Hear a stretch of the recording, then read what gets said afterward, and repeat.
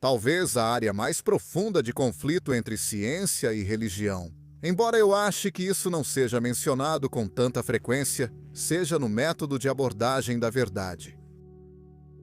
A religião depende em grande parte da autoridade. Pode ser a autoridade de textos sagrados, como no Islã sunita e no cristianismo protestante, ou textos junto com líderes religiosos que são divinamente inspirados para interpretá-los, como o Islã xiita e o catolicismo romano.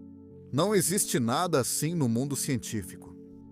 E eu quero fazer uma distinção clara.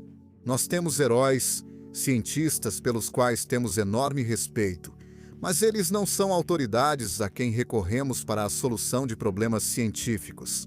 Por exemplo, no meu campo, certamente Einstein é o maior herói do século XX, mas ninguém hoje, ao discutir sobre a teoria da gravitação, resolveria a questão consultando os artigos de Einstein de 1915-1916. Hoje, entende-se que qualquer estudante de pós-graduação razoavelmente bom entende a relatividade geral melhor do que Einstein entendia. Nós aprendemos, nós progredimos. E é assim na ciência. Nós não temos profetas. Nós temos heróis, mas não profetas. E eu acho que outra diferença na abordagem da verdade é que nós nos esforçamos muito na ciência para eliminar a influência do pensamento movido pelo desejo, enquanto muito do pensamento religioso parece não ser nada além disso. Eu preciso acreditar na vida após a morte, porque como eu poderia encarar isso se minha vida fosse terminar com a morte? A única coisa que a ciência não pode fazer, assim como a religião também não pode, é se justificar. Como David Hume entendeu há muito tempo, você não pode usar argumentos científicos para justificar a própria ciência, porque isso é circular. É uma escolha moral.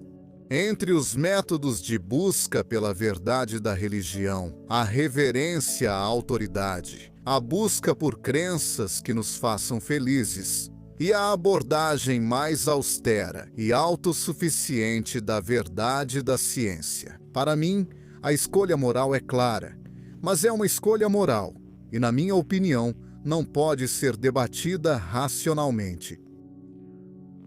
Então, o que nós fazemos em relação a esse conflito?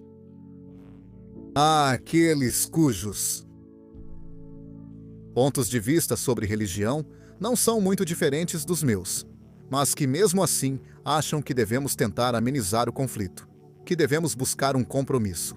Por exemplo, Steve Gould pode me corrigir se eu estiver errado, já que está aqui. Larry Krauss acha que o mais importante é manter a integridade do ensino científico e que devemos tentar contar com as religiões tradicionais, que muitas vezes não têm problema algum com o ensino do darwinismo, por exemplo, na escola, como aliados, e não atrapalhar falando sobre um confronto entre ciência e religião. Ed Wilson, outro grande amigo, quer contar com as principais denominações religiosas como aliadas na defesa do meio ambiente. Eu respeito as opiniões deles, entendo seus motivos e não os condeno, mas não concordo com isso. Para mim, o conflito entre ciência e religião é mais importante do que as questões de ciência, educação ou até mesmo ambientalismo. Eu acho que o mundo precisa acordar de seu longo pesadelo de crença religiosa. E tudo o que nós, cientistas, pudermos fazer para enfraquecer o domínio da religião deve ser feito e pode, na verdade, no final, ser nossa maior contribuição para a civilização. Nós, físicos, estamos um pouco nessa posição porque esperamos por um conjunto de leis muito simples da natureza que expliquem tudo o que vemos. Mas quando as tivermos, sempre haverá uma pergunta. Bem, por que essas leis? E muitas pessoas dizem, na verdade, um jesuíta já defendeu para mim a ideia de que é aí que Deus entra, que Deus ordenou as leis e ele é a explicação final.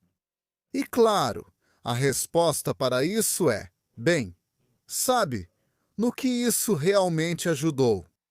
O que explica Deus? O que explica por que Deus é do jeito que Deus é? Se você tem algum entendimento específico dessa palavra de 4 letras, D-E-U-S, então você tem o mistério. Porque Deus é assim, e não de outra forma. Se você não sabe exatamente o que quer dizer com isso, eu ouço o trovão. Espero que ele não esteja irritado conosco. Se você não tem nenhum entendimento específico do que quer dizer com D e US, então sobre o que você está falando?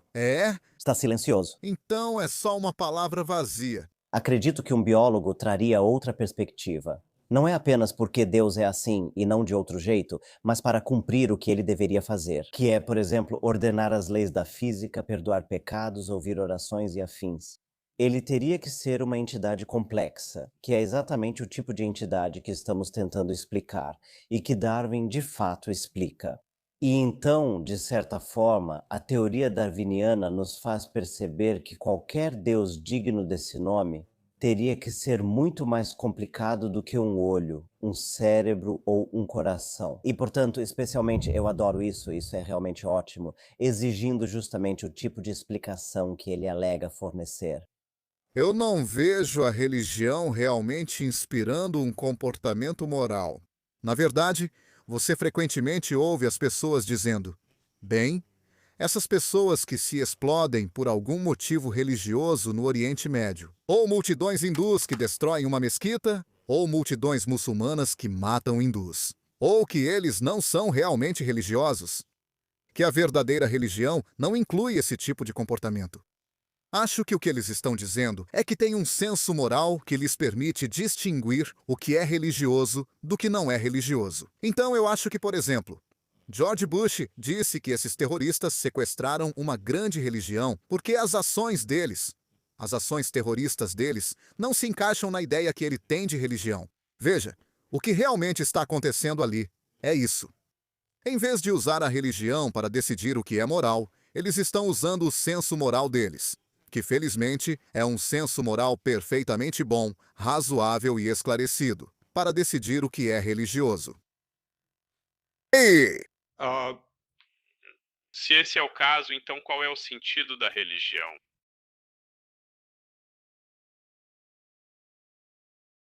eu provavelmente dedico um pouco mais de tempo do que deveria à religião, e eu tenho uma certa hostilidade em relação a Ah, isso.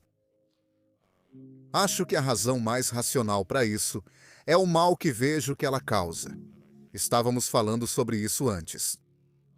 Muitas pessoas fazem coisas realmente horríveis por crença religiosa sincera, não usando a religião como disfarce, como Saddam Hussein pode ter feito.